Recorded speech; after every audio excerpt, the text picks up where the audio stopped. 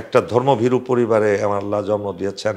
আমার পূর্বপুরুষরা ছিলেন যোদ্ধা এবং ব্রিটিশদের বিরুদ্ধে তারা যুদ্ধ করে সবসময় নিজেদেরকে রক্ষা করেছেন এবং সেই সময় মুসলমানদের স্বার্থ রক্ষা করেছেন আমার পূর্বপুরুষেরা, এবং সেই রক্তেই আমি গড়ে উঠেছি।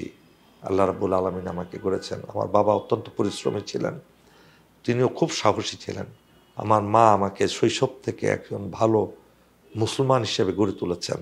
সেই শৈশবে আমি যখন হাঁটতে শিখি তখন আমার মা আমাকে এই গভীর অন্ধকারে ফজরের নামাজ মসজিদে পাঠাতেন। বাবার হাত ধরে নামাজে মসজিদে যেতাম। সেই থেকে আমার নামটাই যেন কীভাবে আল্লাহ রাব্বুল আলামিন হক রেখেছিলেন, এটা আল্লাহর ইচ্ছাই হয়েছে। এবং সেই শৈশব থেকে আমি সত্যের পথে চলতে চেষ্টা করেছি। আমি ছাত্র জীবনে এই সততা বজায় রেখেছি। মানুষের কাজ করতাম, মানুষের জন্য এগিয়ে যেতাম, সমাজের কাজ করতাম। আবার সামরিক বাহিনীতে এসেও সামরিক বাহিনীতে আমি সততা বজায় রেখে কাজ করেছি এবং সেটা সবাই জানে, সবাই বোঝে। এই সততার কারণে রাব্বুল আলামিন আমাকে চরম বিপর্যয়ের সময় আমাকে রক্ষা করেছেন। আমার জন্ম ঢাকার কেরানীগঞ্জে আমি বড় হয়েছি, ঢাকা কলেজে লেখাপড়া করেছি, তারপরে সেনাবাহিনীতে প্রবেশ করেছি। সেনাবাহিনীতে প্রশিক্ষণের সময় আমি মাস্টার ডিগ্রি এগুলো সব অর্জন করেছি। অসংখ্য স্মৃতি সেনাবাহিনীতে, আমি সেটা শেষ করতে পারবো না। আমি কমান্ডিং অফিসার হিসেবে সেনাবাহিনীতে খুব ভালো করেছি।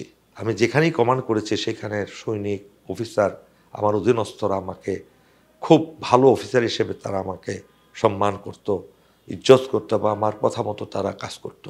আমি বিশ্বাস করতাম আমাকে যে কোনো জায়গায় যুদ্ধে প্রেরণ করা হলে আমি সেখানে বিজয়ী হব আমার অধীনস্থদেরকে নিয়ে। এভাবে আমি সৈনিকদেরকে গড়ে তুলতাম। সেটার উদাহরণও আছে। আমাকে একটা ব্যাটালিয়ান দিয়ে আমাকে লাইবেরিয়াতে পাঠানো হয়।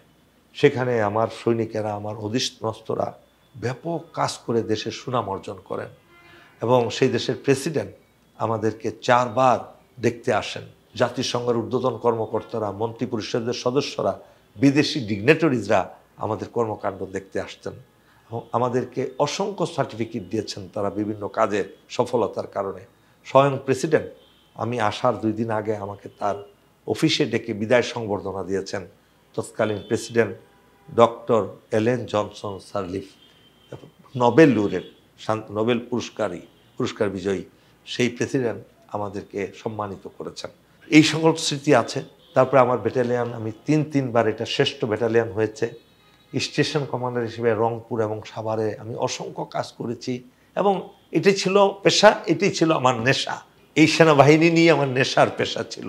দেশকে ভালোবাসি, দেশের ভালোবাসা করতে গিয়ে পার্বত্য চট্টগ্রামে যুদ্ধ করেছি।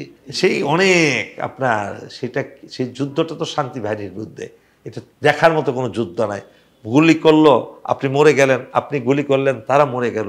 সেই গেরিলার যুদ্ধ, সেই গেরিলা যুদ্ধে আমাদের আছে, অভিজ্ঞতা আছে এবং এইভাবেই তো দেশটা রক্ষা পেয়েছে। সামরিক বাহিনীর ব্যাপক অবদান এই দেশে, আর সেই অংশ হিসাবে আমি একজন ক্ষুদ্র মাত্র সেখানে প্রাণী হিসেবে সেখানে কাজ করেছি।